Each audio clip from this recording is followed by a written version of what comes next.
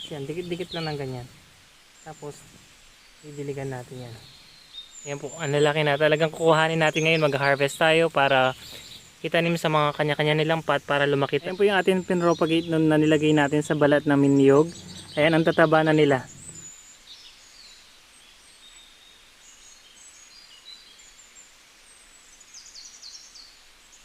Dati talaga tinatanong ko sa sarili kung paano i-propagate to. Ngayon pala ay napakadali lang, ganun lang. Mamaya po, pagkatapos natin nag-harvest, tapos nagtanim nito, ay tuturuan namin kayo kung paano namin ginawa. Hi, magandang araw muli sa lahat ng ating mga kababayan. Ngayon pong araw na to, samahan niyo ako dito sa mini farm at mag-harvest tayo ng mga anak ng ating pinropagate na pakpaklawin or tinatawag na bird nest. Itong aking sa likuran.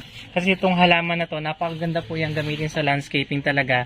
Tapos sa mga indoor-indoor, pwede siya, or dun sa mga partial shade. Kaya for today, isamahan nyo ako na i-harvest yung ating pinropagate.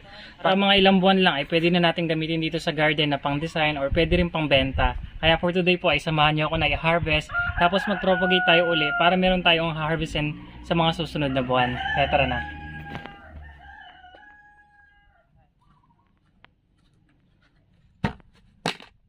Bali dito tayo nag-propagate noon dito sa mga hollow blocks na to. Ayan, kasi yung mga hollow blocks na yan, medyo matagal na yan. Pag matagal na yung hollow blocks, di ba, nagkakalumot sila. So, dun maganda itanim yung mga spore ng mga pakpaklawin or yung seeds na kulay brown. Tapos dun kinakaskas gamit yung tissue. Ngayon dito tayo nag-propagate noon. Eto sila. Kung napapansin nyo, yan na po yung ating mga pinropagate noon sa ating mga hollow blocks. Ayan yung mga bird nest, mga pakpaklawin. Ayan sila. Ang lalaki na po. Hanggang doon, ayan sila. Yan po, ang lalaki na. Talagang kukuhanin natin ngayon, mag-harvest tayo para itanim sa mga kanya-kanya nilang pot para lumaki talaga sila kamukha dun sa ilalim ng ating mga rambutan. Dito banda, makikita nyo rin yung aming mga pahuling mga nilagay. Medyo maliliit pa sila. Pag nagpapatubo kayo ng ganun, kailangan talaga nakikip natin medyo moist yung ating mga hollow blocks para talaga tumubo sila. At ito po ay nakalagay sila sa nahaharang sila dyan sa ating mga plants. Ayan. Parang pasilip-silip lang yung araw kaya hindi gaanong mainit. Ito yung pinaka-exciting part, yung harvest na tayo ng ating mga tanim. Mga ornamental plants na propagate or kung ano mga tanim na halaman yan like mga fruit trees, di ba? Yun yung pinaka-the best feeling pag harvest season. So gamit lang natin to pang lang siya, pang ganun. Pag-harvest nito, ayan, medyo bahagya-bahagya lang. Make sure na nakukuha natin yung konting ugat. Yan, ang dami na niyang ugat. Ayan kanya roots. Ayan, ang cute niya.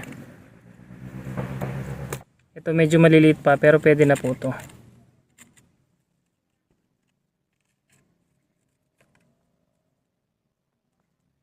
Ayan.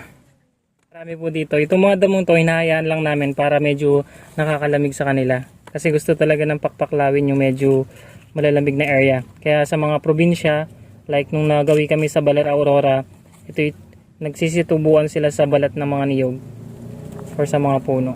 Yan, napakaraming roots po nito.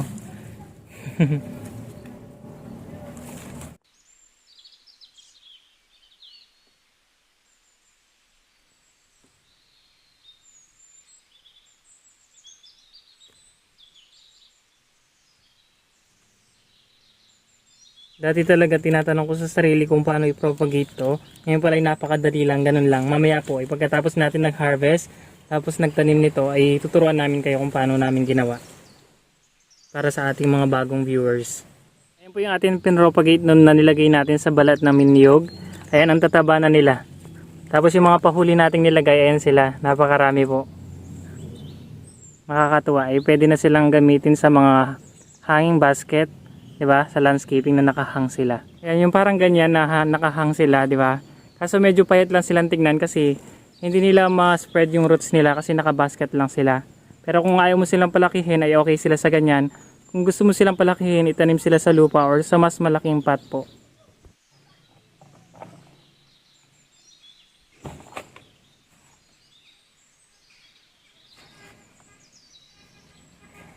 Nag-prepare tayo ng mga small pot para dun sa mga maliliit. Tapos yung mga lumalaki na talaga, ilagay na natin sa malaking paso. Kasi yun gagamitin natin talaga in the future pag magtatayo tayo ng mga like mga resort or magde-develop tayo ng mga ibang area. Pwede natin pambenta or pwede natin gamitin dito sa garden.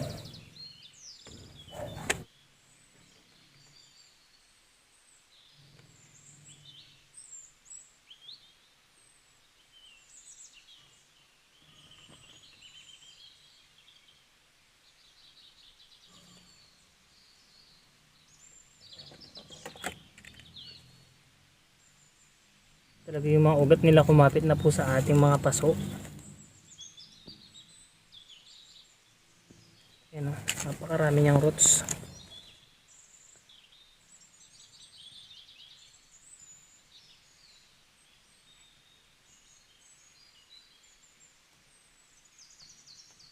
Nagkahalo-halo na po.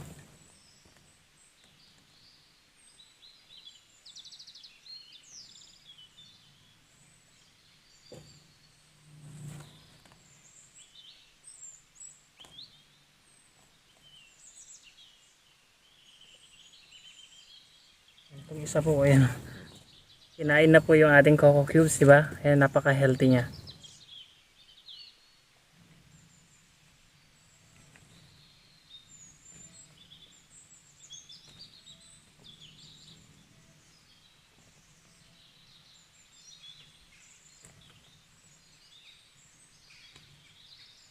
Yan, okay na siya. Tapos dilig-dilig lang.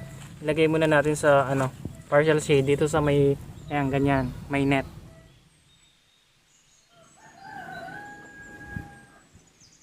Bali ayan po yung mother plant nila na napakpaklawin, di ba? Napakalaki niya tapos napakaganda. Ang lakas ng dating. Ayan. For po ng bird nest or ng pakpaklawin na tinatawag ay makikita natin sa likod ng kanilang mga dahon. Katulad po nito, ito meron brown na ay pwede na pong i-harvest yan. Katulad dito sa naging sapot ng spider na nahulog. Ayan po yung kukuhanin natin gamit nitong tissue para ilagay sa mga lumot-lumot na area para dun sila tumubo. Itong mga new leaves, ayan, dito rin sila lalabas. Medyo wala pa lumalabas kasi bagong dahon po ito. Kadalasan sa mga matatandang dahon. Sobrang dami namin ng mga bird nest na ganito. Diba ang ganda? Yung mga spore na tinatawag, ayan, napakarami. Tapos kung nakikita nyo dito sa leaves na to, kasi nagkapatong-patong ay nahuhulog lang, ayan po yung pinopropagate natin. Napakarami po. Yan, kukuhanin na lang po natin yung mga nahulog dito. Yan, ang pagkuha po ay ganito lang, napakadali lang. Ayan, napakarami po. Oh. Itong naipon na kulay brown. Yan. Ang dami. Tapos sa pagkuha ay pwede rin po itong mga balat ng niyog.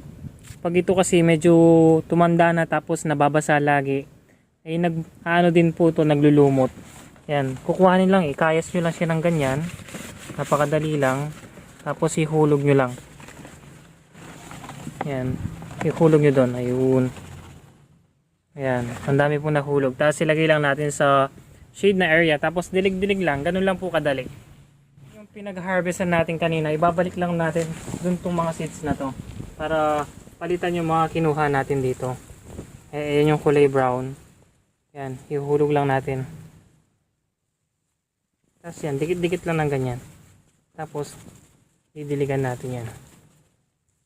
Yan, nahulog na po. Tapos didiligan lang natin yan. Pag nadidilig tong ating mga paku-pakuhan or mga agabi, ay nababasa po yan. Tapos hindi natin mamalayan.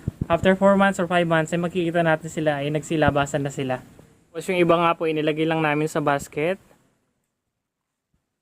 Ito yung ating orchids. Ayan sila. Naglalakihan na po yung iba, kailangan na matransfer sa mas malaking lalagyan. Yan, katulad po nito, sobrang laki na niya. Ayan, nasa basket pa rin niya.